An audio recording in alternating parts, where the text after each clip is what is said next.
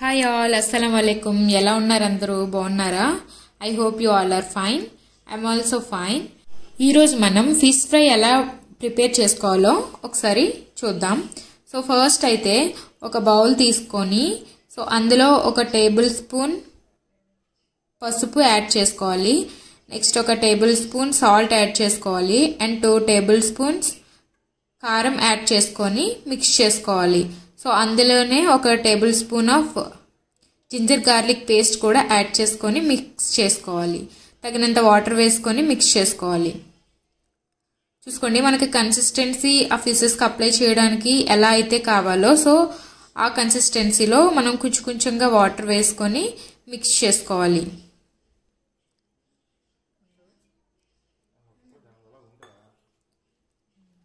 Water సరిపోకపోతే మళ్ళీ వేసుకొని మిక్స్ చేసుకోవాలి.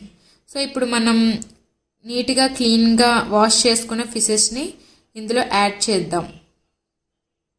ఇప్పుడు మనం ఒక్కొక్క ఫిష్ పీస్ తీసుకొని దానికి నైఫ్తో కొంచెం కొంచెంగా ఘాట్లు పెట్టాలి, కట్ చేయాలి. ఎందుకంటే ఇలా మనం కట్ చేసుకుంటే మనం ప్రిపేర్ చేసుకున్న పేస్ట్ మొత్తం అందులోకి వెళ్ళి ఫ్రై అయ్యేటప్పుడు లోపలికి కూడా వెళ్ళి కుక్ అయ్యి టేస్ట్ బాగుంటుంది.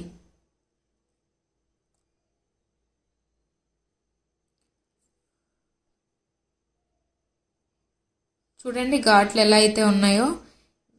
ఇప్పుడు మనం మిక్స్ చేసుకున్న పేస్ట్ని దీనికి అప్లై చేసుకుందాం. ఒక్కొక్క పీస్ తీసుకొని అప్లై చేసుకోండి, అప్పుడే ఈ పేస్ట్ లోపలి వరకు వెళ్ళి బాగా కుక్ అవుతుంది. సో నేను అన్ని పీసెస్కి కూడా పేస్ట్ అనేది అప్లై చేసేసాను. సో నా దగ్గర ఉన్న రిమైనింగ్ పీసెస్ కూడా నేను వేసేసుకున్నాను. సో మిగిలిపోయిన పేస్ట్ వాటికి అలా అప్లై చేసేసాను. సో ఇప్పుడైతే స్టవ్ ఆన్ చేసుకొని బ్యాండీ పెట్టుకొని సో సరిపడినంత ఆయిల్ అయితే వేసుకోవాలి. సో ఈ ఆయిల్ హీట్ ఎక్కిన తర్వాత ఫిషెస్ పీసెస్ అన్నీ కూడా యాడ్ చేసుకోవాలి. సో పైన కొంచెం కర్రీ లీవ్స్ కూడా యాడ్ చేసుకోండి, ఫ్లేవర్ అండ్ టేస్ట్ కూడా బాగుంటుంది.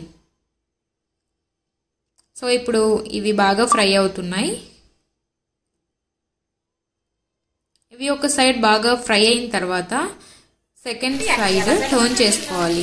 సో టర్న్ చేసుకున్నప్పుడు కొంచెం కేర్ఫుల్గా ఉండండి, ఆయిల్ తూలుతుంది. నాకు కూడా తూలింది, అందుకే చెప్తున్నాను, ఎక్స్పీరియన్స్ చేశాను. సో అందుకే